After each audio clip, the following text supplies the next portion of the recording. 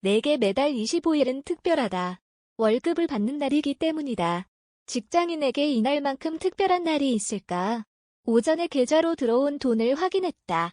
카드값, 보험료 등 크고 작은 비용을 처리했다. 그리고 남은 돈으로 주식을 사기 위해 증권사 앱을 켰다. 그런데 주식 앱이 작동하지 않았다. 몇 번 더 증권사 앱을 켜보려 했지만 접속이 안 됐다. 다른 앱을 켜보려 했지만 그 어떤 앱도 제대로 작동하지 않았다.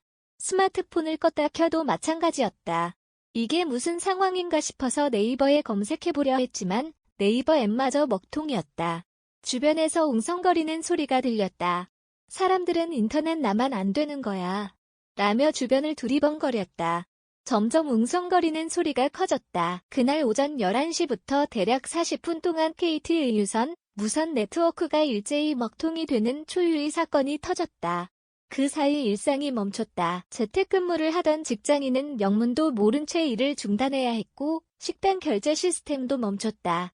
배달의 민족도 사용할 수 없었고 주식도 비트코인도 살 수 없었다. 온라인 강의를 듣던 학생은 공부를 멈춰야 했고 택시에서 내려 요금을 결제해야 하는 사람은 단말기 먹통으로 20에서 30분간 길거리에서 택시 기사와 실랑이를 벌여야 했다. 문득 지인 한 명이 떠올랐다. 이 사람은 전업 투자자다. 꽤 큰 돈을 굴리며 스캘핑, 초단타 주식 매매를 하는 투자자다. 이런 투자자는 하루에도 수십 번 혹은 수백 번 거래를 한다. 이들에게는 단 몇 초의 타이밍이 승패를 가르기도 한다. 나중에 지인에게 연락했다. 그리고 물어봤다. 혹시 통신 먹통으로 피해를 보지 않았냐고. 다행히 지인은 그날 하루를 자체 휴가로 삼고 쉬는 중이었다고 한다. 그러면서 만약 중요한 거래를 하는 도중 통신이 끊겼다면 어떤 식으로든 피해를 입었을 거라고 말했다. 아무리 성공한 사람도 인생은 쉽다라고 말하지 않는다. 예상할 수도 대응할 수도 없는 돌발 변수가 너무 많기 때문이다. 어느 날 갑자기 통신이 끊기리라고 누가 예측할 수 있겠는가. 살다 보면 이해할 수 없는 일들이 소나기처럼 벼랑간 우리를 찾아오기도 한다. 당연히 증권시장에서도 예측 불가능한 사건들이 자주 일어난다. 단, 한순간의 실수가 거대한 재앙이 되기도 한다. BNF가 본격적으로 유명해진 사건이 있다. 2005년이었다.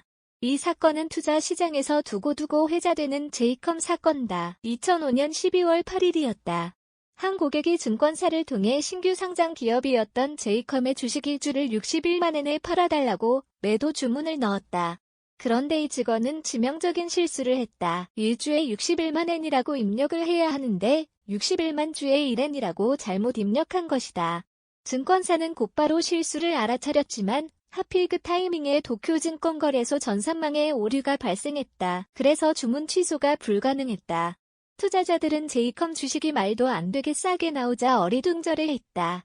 바로 이 타이밍에 BNF는 제이컴 주식을 헐값으로 사들였다. 증권사는 실수를 만회하기 위해서 울며 겨자 먹기로 자신들의 자본을 투입해 제이컴 주식을 대량으로 사들였다. 그러자 다시 제이컴 주가는 급등했다. 바로 그 타이밍에 BNF는 다시 비싼 가격의 주식을 팔았다. BNF는 이날 단 하루 만의 거래로 250억 원이라는 차익을 거뒀다. 반대로 증권사는 이 사건으로 대략 4천억 원에 달하는 손실을 입었다. 문제는 한 투자은행 직원의 실수 때문이었다. 매도 주문을 낼 때 화폐의 단위를 잘못 입력한 것이다. 화폐 단위를 100만으로 설정해야 하는데 실수로 10억으로 설정을 한 후 매도 주문을 낸 것이다. 이 실수가 나비효과가 됐다. 주식시장은 무수한 알고리즘이 작동하는 세계다. 개인 투자자들은 직접 자신의 손으로 주식을 사고 팔지만 전 세계 수많은 투자사는 증시 움직임에 따라 자동으로 매매하는 프로그램을 활용한다. 이 수많은 알고리즘이 위에서 언급한 한 직원의 실수에 낚여서 대량으로 주식을 팔아치운 것이다. 다행히 곧바로 증시는 반등하며 마감했지만 이 사건이 시장에 던진 충격은 컸다. 단 한 사람의 실수로도 천조 원이 증발할 수 있다는 것을 보여줬기 때문이다. 2016년 12월 12일이었다. 한맥증권의 직원이 옵션 거래를 하다가 실수를 저질렀다. 옵션 거래랑 일반적인 주식 투자와는 다르다. 특정한 자산의 미래 가치에 대해 예상하고 거기에 베팅을 하는 파생 상품이다. 그리고 초고위험 상품이다. 대박 아니면 쪽박이다. 드라마 오징어 게임에서 서울대 나온 조상우가 빚쟁이로 전락한 이유도 옵션을 하다가 말아먹었기 때문이다. 아무튼 옵션은 만기일이 길수록 보상이 크다. 당시 한빛증권 직원은 옵션 거래를 할 때 만기일을 365일로 적었어야 했는데 실수로 0일로 적었다. 어이없는 실수로 한빛증권은 단 몇 분 만에 500억에 가까운 손실을 입었다. 이 사건으로 30년 역사를 지닌 한빛증권은 맥없이 무너졌고 파산했다. 저작권자 저작권 기호 허스트 중앙 엘르 무단전제, 복사, 배포 금지 해당 언론사로 연결됩니다.